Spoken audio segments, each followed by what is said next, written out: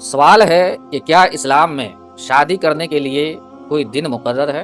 یہ سوال میرے ایک دوست نے کیا ہے تو میں نے سوچا اس کا جواب آپ لوگوں تک بھی پہنچے۔ مذہب اسلام میں شادی کے لیے، نکاح کے لیے کوئی خاص دن مقرر نہیں ہے۔ آپ سال کے 365 دن جس دن چاہیں، جس وقت چاہیں، 24 گھنٹے میں کسی بھی وقت چاہیں آپ نکاح کر سکتے ہیں۔ جیسا کہ عام طور پہ کچھ مذہبوں میں ایک وقت متعین کیا جاتا ہے، ایک دن مقرر کیا جاتا ہے، تو ایسا اسلام میں کچھ بھی نہیں ہے۔ آپ سال کے 365 دن کبھی بھی نکاح کر سکتے ہیں۔ لیکن اگر پھر بھی کوئی افضل دن نکاح کرنا چاہے تو اس کے لیے 2 دن ہیں۔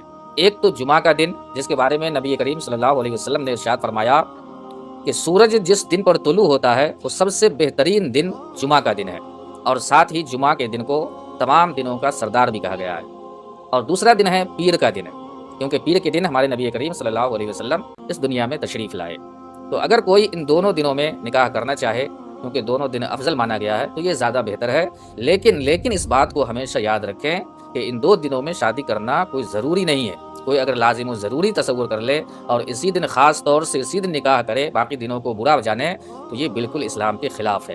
جیسا کہ آج کل بعض مسلمانوں میں یہ رواج مشہور ہے کہ محرم کے مہینے میں شادی نہیں کرتے۔ یہ بالکل اسلام کے خلاف ہے، اور ایسا کرنے والے اتنے شدت پسند ہوتے ہیں کہ اگر آسمان سے فرشتے بھی آ جائیں اور ان سے کہیں محرم میں آپ نکاح شادی کر سکتے ہیں، تو بھی وہ ان کی بات نہیں مانیں گے۔ وہ خاندانی روایت چلتے چلا آ رہا ہے کہ ہمارے رشتہ دار میں، خاندان میں محرم میں شادی نہیں کی جاتی تھی، اس لیے ہم بھی نہیں کریں گے۔